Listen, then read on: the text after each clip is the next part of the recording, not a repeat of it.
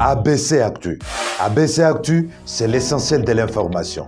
ABC Actu, c'est la politique, l'économie, le social, la culture, la religion, la science, la technologie, le développement et les divers. ABC Actu, l'essentiel de l'information pour vous, FM Prêt.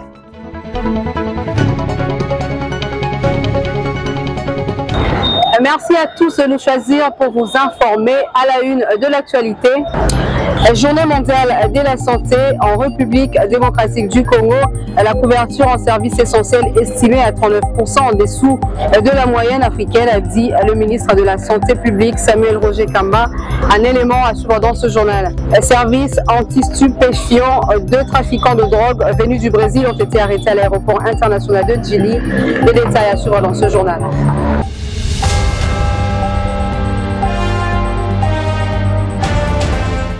Bonsoir à tous et bienvenue dans cette page informative. C'est en 5e journée mondiale de la santé, commémorée chaque année le 7 avril. Le thème retenu par l'OMS est la santé pour tous. Et en République démocratique du Congo, le ministre des tutelles est revenu sur la couverture de santé universelle, un des engagements auxquels le pays a souscrit. Regardez. Célébration de la journée mondiale de la santé. À travers le monde, chaque 7 avril, la santé est à l'honneur. Et pour 2023, qui coïncide à la 77e journée de cette célébration, l'Organisation mondiale de la santé a choisi comme thème la santé pour tous. En République démocratique du Congo, le ministre de la Santé publique, Hygiène et Prévention, Samuel Roger Kamba Mulamba, a à travers un message martelé sur la couverture santé universelle, un des engagements internationaux auxquels la RDC a souscrit, consistant à permettre à tous les humains de vivre en bonne santé et de promouvoir le bien-être pour tous et par tous et à tout âge.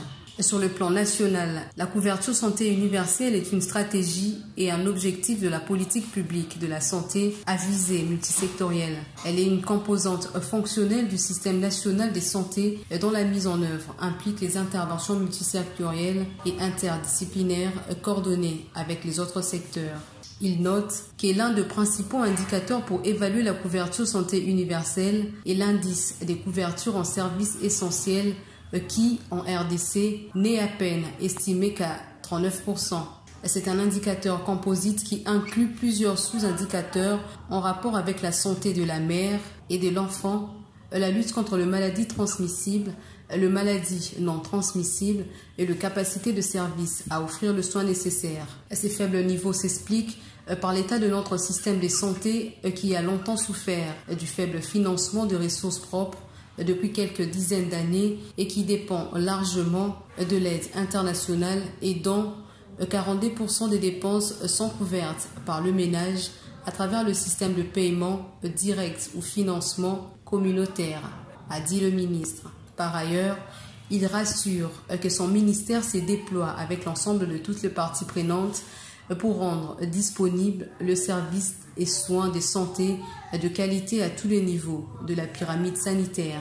Il faut souligner que 4 problèmes majeurs sont liés au système sanitaire congolais, dont des infrastructures et équipements sanitaires qui ne sont plus dans un état répondant aux normes fixées par l'Organisation mondiale de la santé.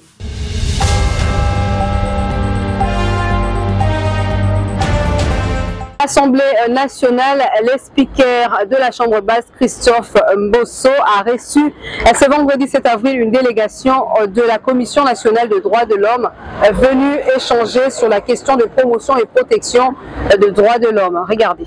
Conduite par son président Paul Ntsapou, la délégation de la Commission nationale des droits de l'homme a été reçue en audience par le président de l'Assemblée nationale, Christophe Mbosso, vendredi 7 avril 2023. Peu avant la plénière consacrée à la poursuite de l'interpellation du directeur général de la Société nationale d'électricité accusé de mégestion par le député Prosper Boukassa. Cette visite intervient un trimestre après sa mise en place. Au sortir de l'audience, Paul Ntsapou s'est exprimé en ces termes. Nous avons souhaité, en tant que plénière, de la CNDH, Commission nationale des droits de l'homme, échanger avec les autorités du pays. Aujourd'hui, nous sommes venus voir le président, l'honorable président de l'Assemblée nationale, pour faire un peu le point, échanger et comprendre ce qui se passe dans le pays et échanger aussi sur la question de protection, promotion et protection des droits de l'homme avec tout ce que nous avons comme actualité aussi bien au pays, surtout l'actualité du moment, c'est-à-dire le processus électoral, les élections, ainsi que la problématique de l'insécurité qui bat son plein dans certaines entités de notre pays, notamment à l'est du pays, qui subit une agression barbare du pays, enfin des voisins, dont notamment le Rwanda. Voilà pourquoi cette question de l'est du pays intéresse la CNDH. Et nous devons essayer de travailler d'arrache-pied pour réaliser un livre rouge qui va essayer de compléter les informations qui sont contenues dans nos rapports, les rapports des Congolais, les rapports des institutions internationales. Le cadeau symbolise une reconnaissance de notre part de tout ce qu'il a fait pour que des institutions comme la nôtre existent, bien sûr. À ces points, se sont ajoutées la question de l'insécurité dans les territoires de Kwamouth et celle du fonctionnement de la CNDH et surtout ses difficultés.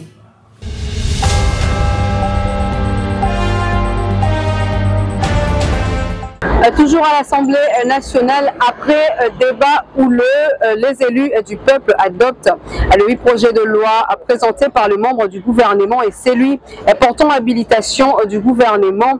C'était lors d'une plénière du 4 avril présidée par l'honorable Christophe Mbosso. Les élus nationaux se sont retrouvés en plénière ce mardi 4 avril 2023 dans la salle du congrès du Palais du Peuple sous la présidence de l'honorable président Christophe Mbosso. Au menu, les députés nationaux ont, après examen et débat, adopté les 8 projets de loi de ratification des ordonnances-lois présentés par les membres du gouvernement Sama 2 avec leur motivation et celle portant habilitation du gouvernement en exécution de la loi numéro 22/066 du 26 décembre 2022.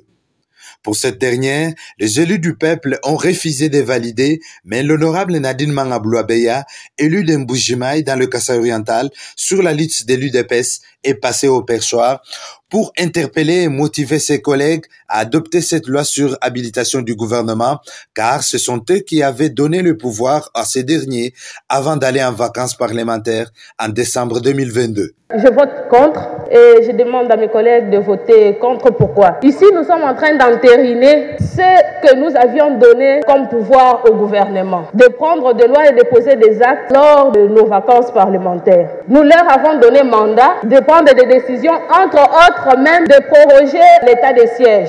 Merci.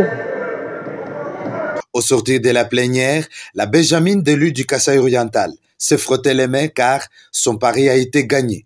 Il faut aller au bout de notre logique. Dès lors que nous avions donné au gouvernement le mandat en votant la loi d'habilitation, donnant au gouvernement le pouvoir d'agir sur les matières législatives, à notre retour et à la reprise de la session, nous devons entériner tout ce qui a été fait, tout le mandat qu'on leur avait donné. Donc c'est ça qui m'a motivé pour aller et voter contre cette motion en disant que nous devons aller jusqu'au bout de notre logique en entérinant tout ce qui a été fait lors de nos vacances parlementaires.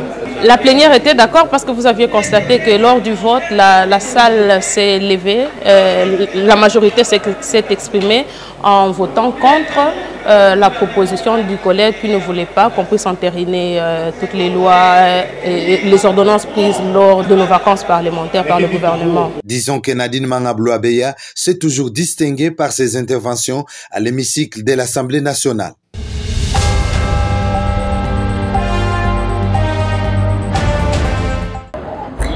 Dans un autre registre, à présent, visite surprise de Jean-Pierre Liaou, vice-premier ministre, ministre de la fonction publique à la direction générale de la DGRAD, ceci pour palper à la source les desiderata des fonctionnaires de l'État. Retour en image.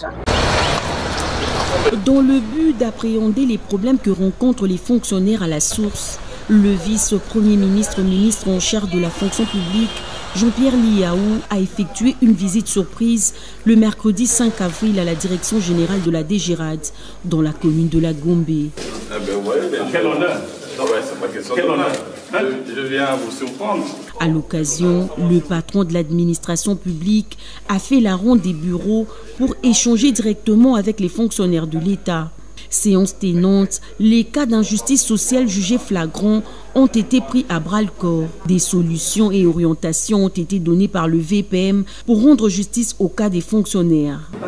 Depuis 5 ans, il fait l'intérim, il n'est même pas payé comme le bureau. Déjà, il faut lui faire justice, très rapidement. Monsieur, vous vous appelez comment? Manou. Notez le nom. Manou qui? Kakwata. Kakwata. Avant la fin de la semaine, il sera confirmé en interne avant que le DG ne m'envoie son dossier pour la titularisation de la fonction. Merci. Félicitations. Merci. Très content, je me dis que ça c'est une visitation divine. Mais c'est comme un rêve, je me dis que c'est un don qui tombe du ciel. Son excellence c'est un don du ciel. Parce que ce qu'il fait, les autres ne l'ont jamais fait. D'abord voir son excellence circuler dans les bureaux, on n'a jamais vu. Depuis 3 mois, le VPM Jean-Pierre Liaou avait pris la résolution de régulariser la situation des agents de la DGRAD. Et lors de cette visite, c'était l'occasion pour le VPM de faire le suivi. On va agir pour essayer de débloquer l'évolution de carrière qui est bloquée depuis plusieurs années pour que chacun puisse être placé dans de bonnes conditions psychologiques, surtout au niveau des régies, parce que les régies sont au cœur même du redressement de l'État. Vous êtes en train de livrer une bataille pour la mobilisation des recettes. Il faut que nous puissions agir pour que vous soyez aussi dans des conditions psychologiques optimales. Pour la direction générale de la DGRAD, cette visite surprise booste le moral des fonctionnaires pour un bon rétablissement. Nous sommes déjà conscients qu'il est à l'écoute de ce que nous présentons comme problème des agents. Il a reçu nos listes concernant la titularisation des cadres. Il a reçu nos listes concernant la mécanisation de certains agents. Et depuis 3 mois, ils ont des numéros matricules. Et donc, à la DGRAD, il n'y a plus de NU. Je peux le confirmer. Elle est devenue inspectrice aujourd'hui.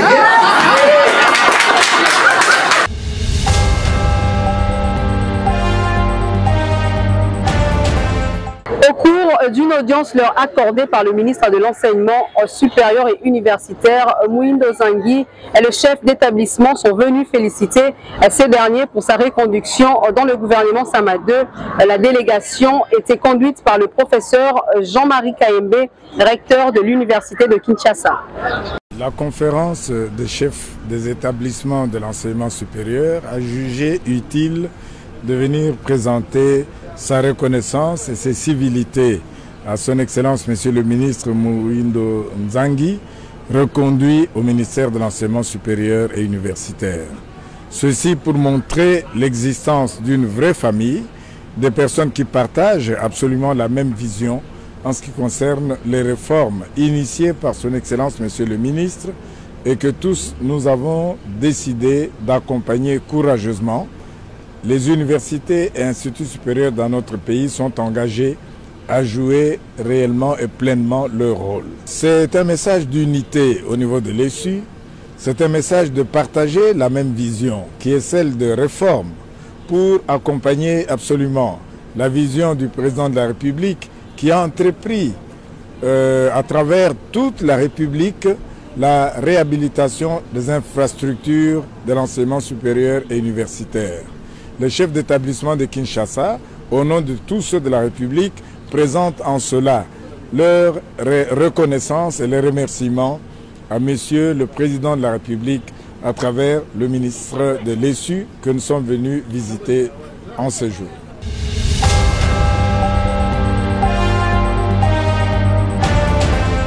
Tout à fait autre chose à présent, contrôle imminent dans les entreprises publiques. Le directeur général de l'autorité des régulations de la sous-traitance dans le secteur privé, Miguel Cachal, vient de doter le personnel d'un premier lot de véhicules pour les différentes descentes sur terrain. Alors que les OPJ de la RSP sont en train d'être outillés en termes techniques et stratégie avant d'être largués sur le terrain, la direction générale vient d'acquérir un important charroi automobile qui leur permettra de mener à bien la mission de contrôle qui pointe d'ores et déjà à l'horizon. Lors de la remise de clés de ces véhicules Toyota Prado TXL pimpant neuf entre les mains du responsable des services généraux, en présence de quelques cadres et personnels, le numéro 1 de l'autorité de régulation de la sous-traitance dans le secteur privé, l'honorable Miguel Katem Cachal, qu'accompagnait la DG adjointe, s'est dit déterminé à mettre à la disposition de ses OPJ tous les moyens nécessaires pour une mission aussi importante. D'ici là, nous allons commencer le contrôle et dans tous les secteurs de l'économie nationale. Et sur ces, nous devons outiller nos agents, les OPJ. Et ça, c'est le premier lot des véhicules qui viennent d'arriver. Il y aura un deuxième lot qui va aussi arriver d'ici là, que nous allons déployer au travers la République pour outiller nos OPJ pour un travail de qualité et afin d'atteindre les résultats attendus de nous tous par la population dans la vision du président de la République, Félix Antoine Tshisekedi Tshilombo. Yavraïmon, directeur des services généraux à la RSP, a au nom des OPJ de la société remercié le DG pour ce geste combien louable et promet de les utiliser à bon escient en attendant un deuxième lot qui sera constitué des Toyota Land Cruiser de type missionnaire, cela dans toutes les directions provinciales de la RSP.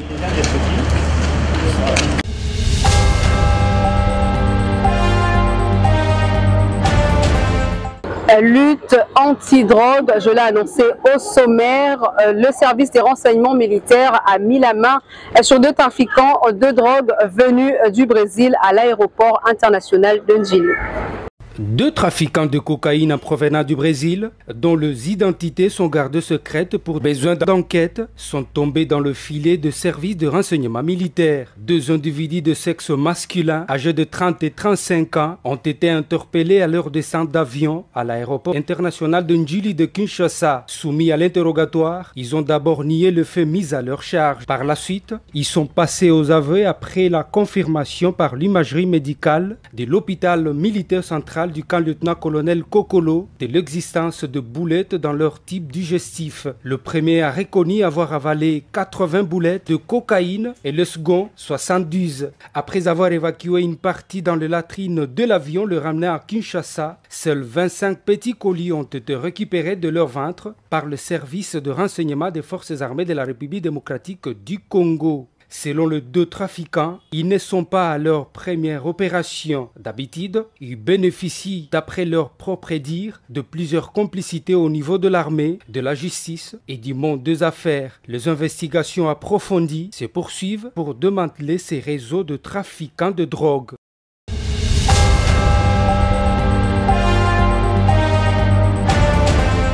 Direction à présent la ville de Lubumbashi, la toute première journée du combat de Simon Kimbangu et de la conscience africaine a tenu ses promesses, recueillement, procession, engagement dans les temples et une visite guidée du premier tombeau de Simon Kimbangu avant son inhumation définitive en Kamba et du cachot où il fut torturé.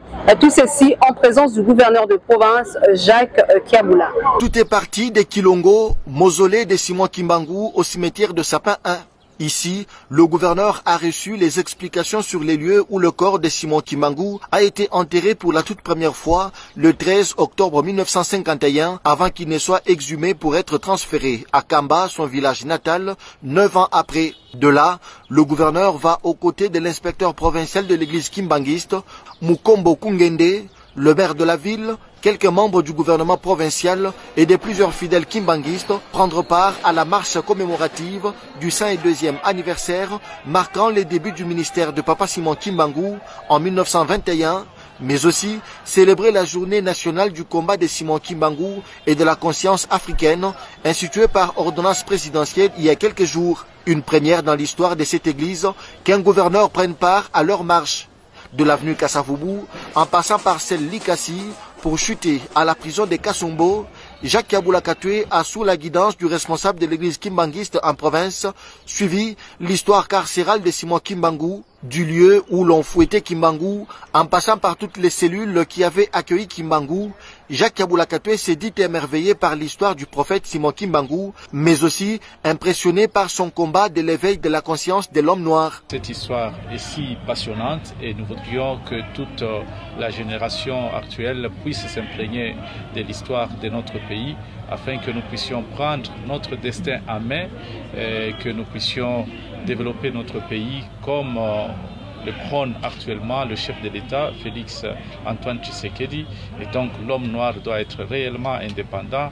La lutte qui a été continuée par Lumumba, Laurent Désiré Kabila, et donc c'est la lutte de nous tous et nous tirons comme fondement la philosophie de Papa Simon Kimbangu, raison pour laquelle aujourd'hui c'est un grand jour et nous sommes tous en tant qu'institution sous l'initiative du président de la République, Félix Antoine Tshisekedi, nous sommes aux côtés du peuple kimbanguiste pour promouvoir l'histoire de celui qui a été le prophète et le libérateur de l'homme noir, Simon Kimbangu. Cette marche a eu comme point de chute l'église kimbanguiste. Devant des milliers de fidèles réunis, le gouverneur du Haut-Katanga a, dans son mot de circonstance, promis la construction d'un hôtel à Kamba pour l'hébergement des fidèles kimbanguistes du Haut-Katanga qui seront en terre sainte. 10 000 pagnes pour tous les fidèles de cette église et 5 000 mouchoirs de tête au motif de Kimbangu, ainsi qu'un kit complet d'instruments de musique pour la fanfare.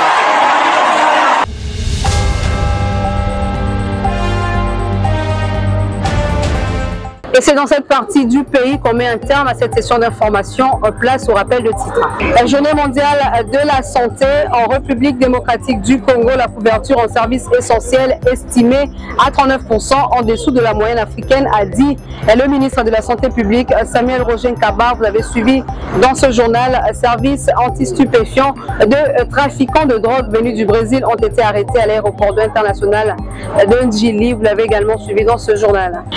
Ce journal est complètement terminé. Bon début de week-end.